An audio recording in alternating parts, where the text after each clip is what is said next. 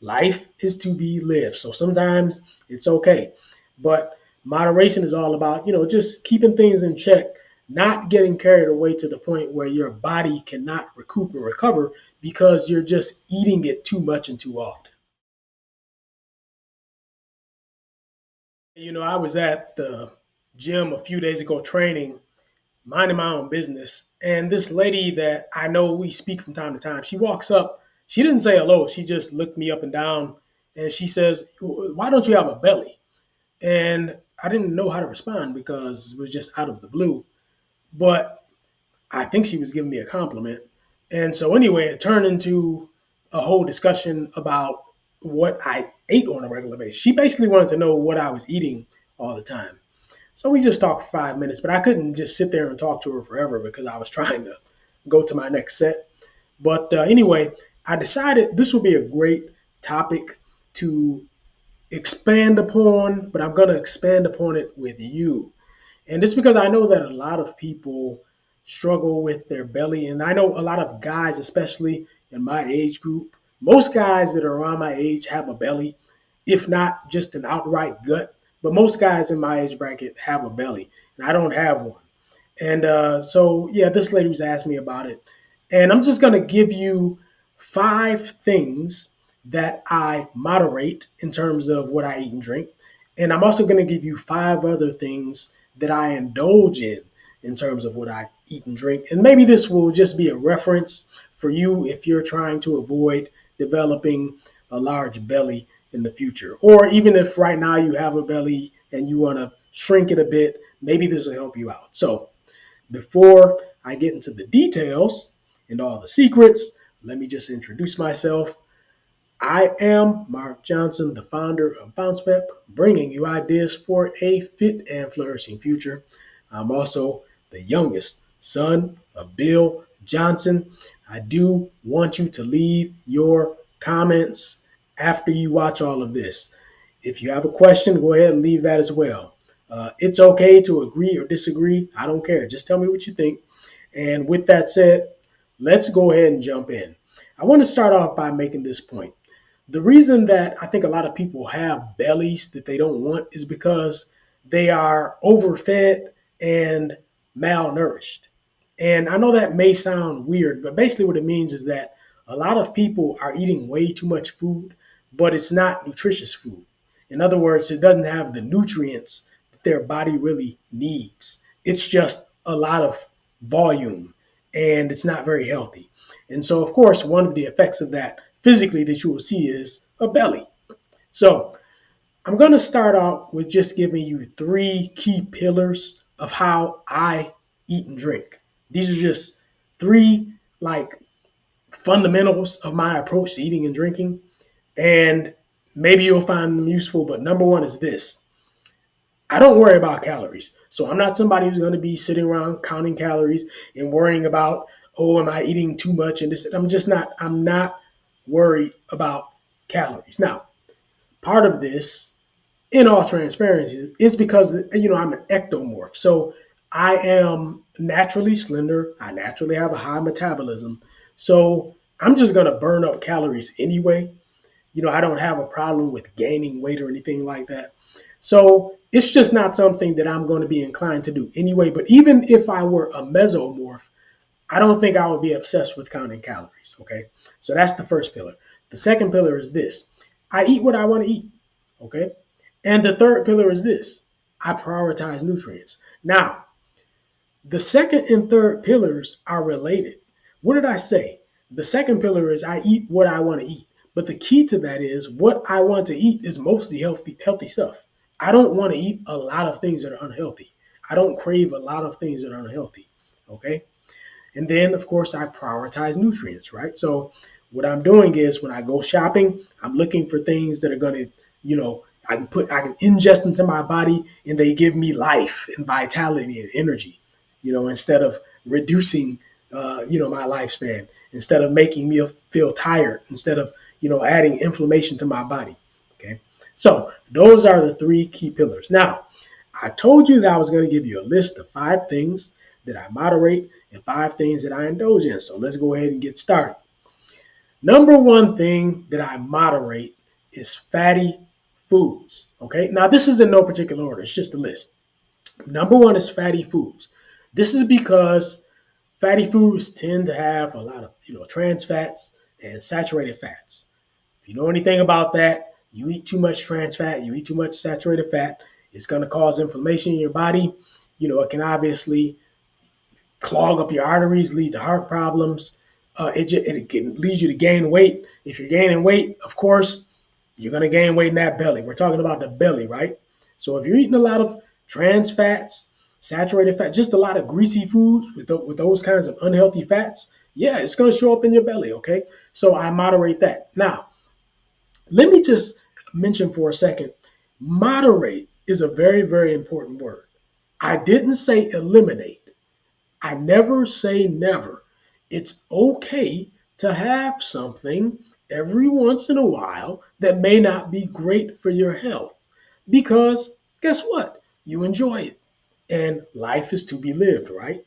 Life is to be lived. So sometimes it's okay.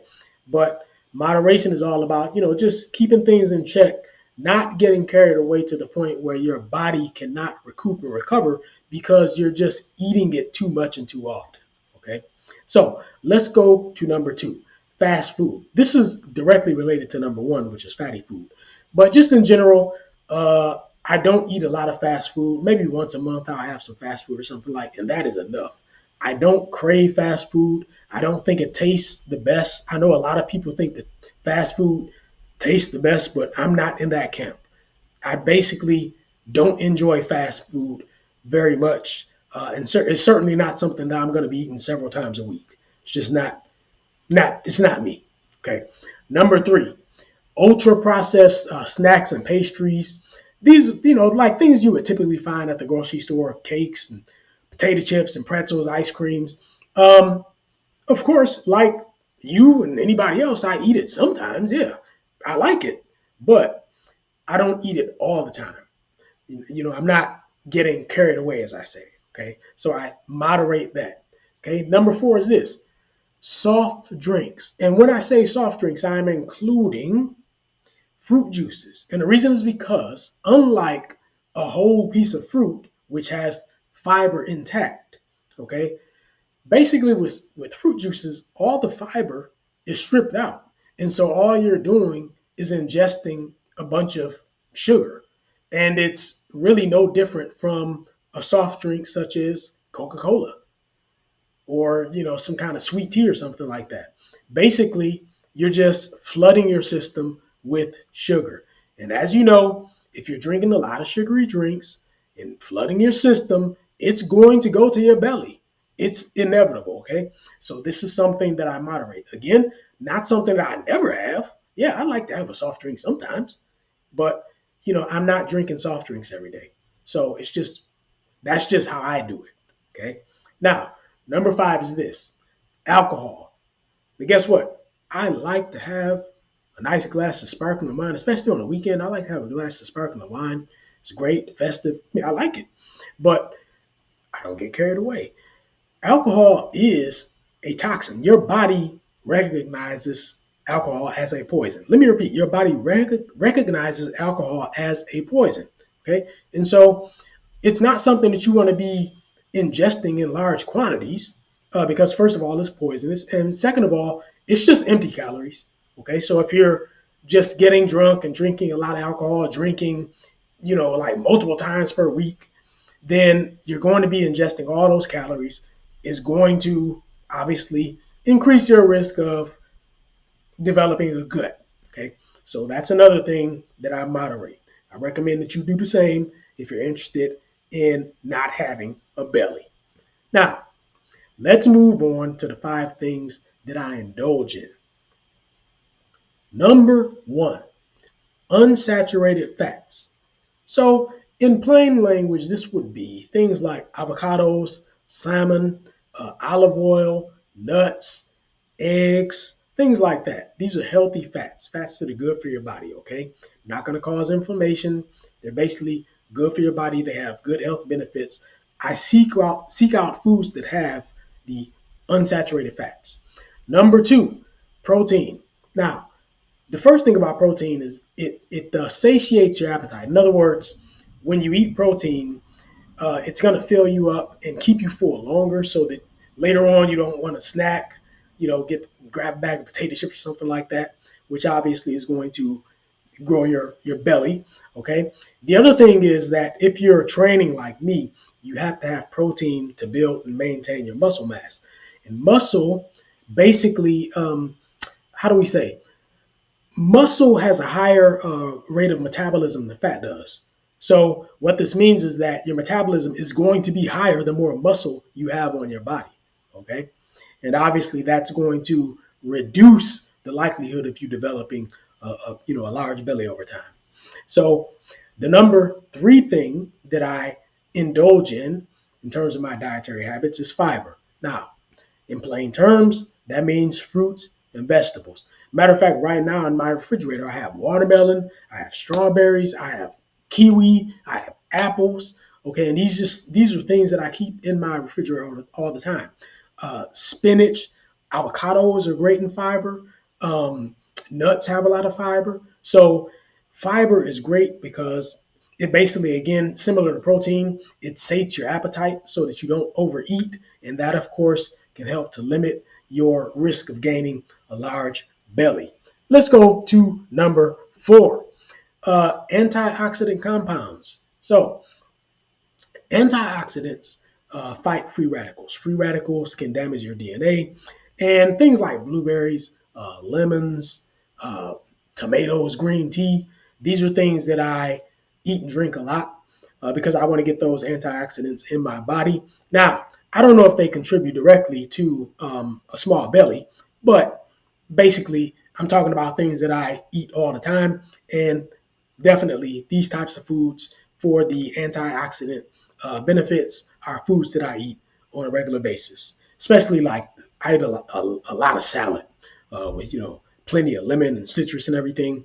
And so the fifth one is this: plain old water. Plain old water. Drink water. No calories. It'll quench your thirst. Won't give you that belly. So with that said, I want you to take this with you. Talk to you next time.